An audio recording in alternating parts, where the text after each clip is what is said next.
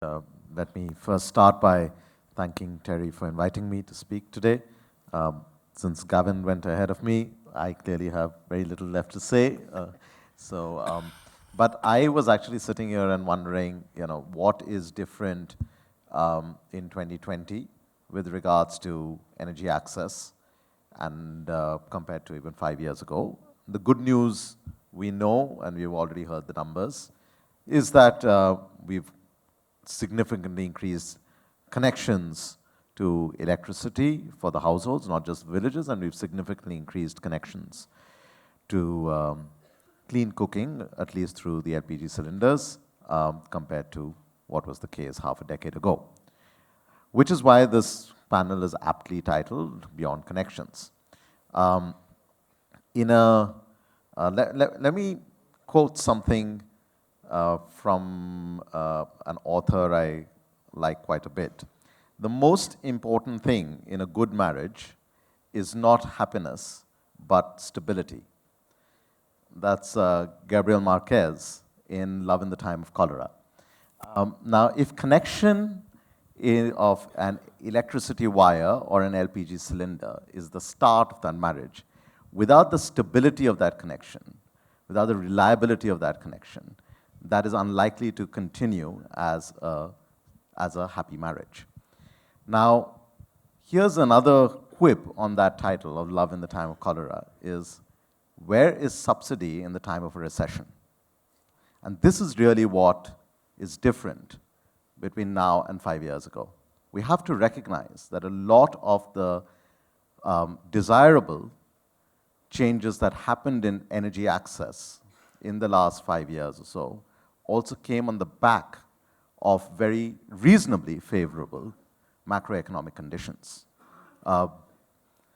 Whether in terms of the import bill for gas, or in terms of the overall state of the economy. Now, when your economy is down, your revenues are low. When your revenues are low, you're obviously going to cut the budget somewhere or the other. It might hit energy access, or it might hit sanitation budgets, or it might hit public health interventions. Something is going to get hit. So while we should congratulate ourselves in terms of what we've achieved in getting that connection through, in initiating that marriage, I'm worried that the overall economic conditions that we are in, as well as our still not sufficient focus on what keeps the stability in the marriage going, will significantly retard the progress we've made.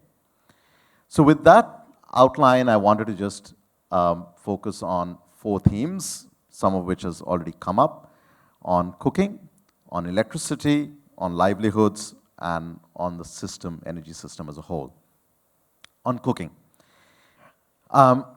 For various reasons, we know that the connections of LPG cylinders are not resulting in repeated use or even consistent use. In fact, at CEEW, as some of you know, we conduct the largest survey on multidimensional metrics of energy access.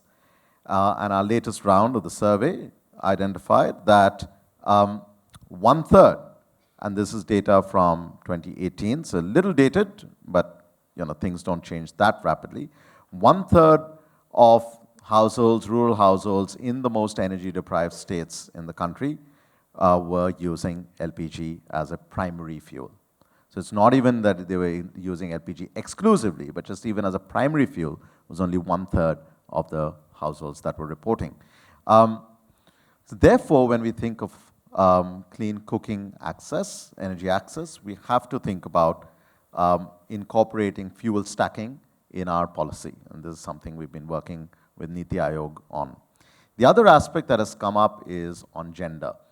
Of course, as Gavin was just concluding, and Mr. Shankar was also saying, there is resistance to using electricity as a cooking fuel. But I think that resistance is not just a question of who's cooking. It also depends on a resistance from who's eating. So if the household is not going to prefer food cooked on on an electric stove, we still have a problem, which requires that behavioral nudge. But here's the other prior problem of the gender dimension. In our survey, we found that from the reportees, the 2/3 said that men were making the decisions of when the next LPG refill would occur. So therefore, your cylinder can become empty, and then you would go back to the cow dung or the wood or the twigs or whatever else, till the man decides that it's time for a refill. So I think these two things of getting the fuel stacking formally incorporated into policy rather than just jumping from fuel to fuel would give us a better transition rather than expecting that here's what we are supplying and now we are expecting the household to automatically change their behavior.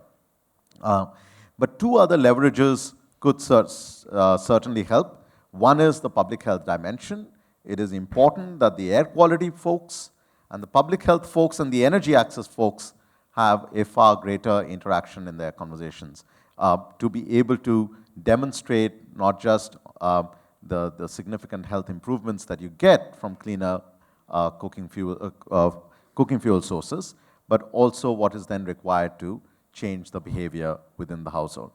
The other leverage, and Gavin touched upon it, is on voluntary subsidy reform. I think it was remarkable that we tried out the Give It Up campaign, and within the first year, we got 10 million households to give it up. However, again, what our analysis finds is that 90% of the non-poor continue to get the cooking fuel subsidy in India. So there is a limit to altruism. So while it served as a nudge, I don't think we can rest on that laurel and expect that the rest of us who don't deserve the subsidy and have also been lazy enough not to give it up can just coast away for free. I think it's very important that we have policy interventions on that front. The second leverage, of course, the second big theme, of course, is electricity. And you've again heard a lot about this. Ashwin talked about the need to significantly think about the distributed energy sector as a critical component of the energy delivery or the electricity delivery system. And this is again what has changed between 5 or 6 years ago and now.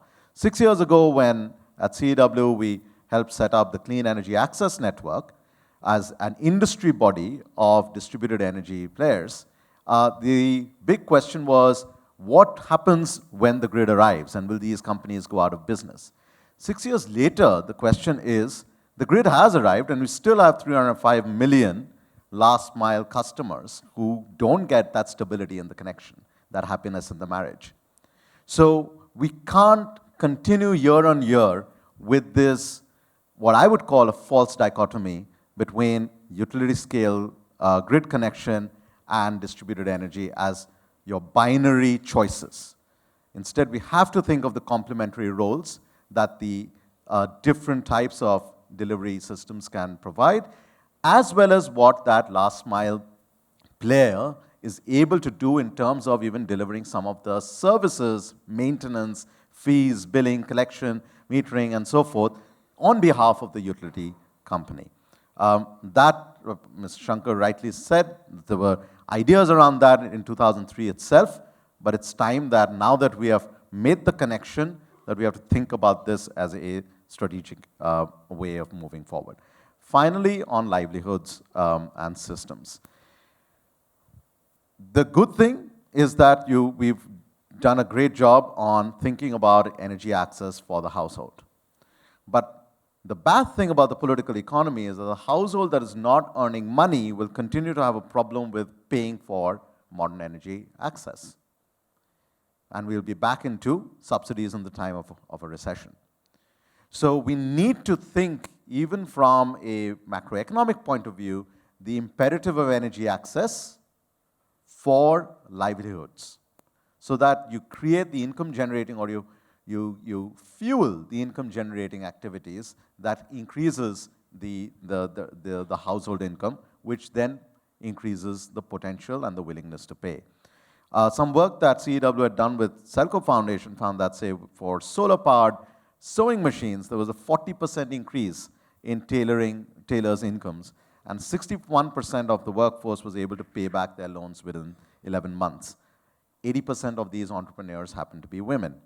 So more broadly, the analysis we've done shows that there is a more than $50 billion opportunity in using distributed clean energy for powering up efficient motors and appliances in the rural economy.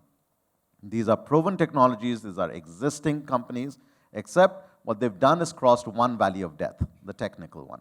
They've not yet crossed the commercial valley of death. And they require not just financial assistance, but technical assistance and ecosystem building support, entrepreneurship support to help them get to a scale where the regular commercial banks begin to lend them working capital. Finally, power systems. If we don't solve for the legacy overhang of the power sector and its problems, whether it is clean energy or it is clean energy access, it will remain a fits and starts story for India.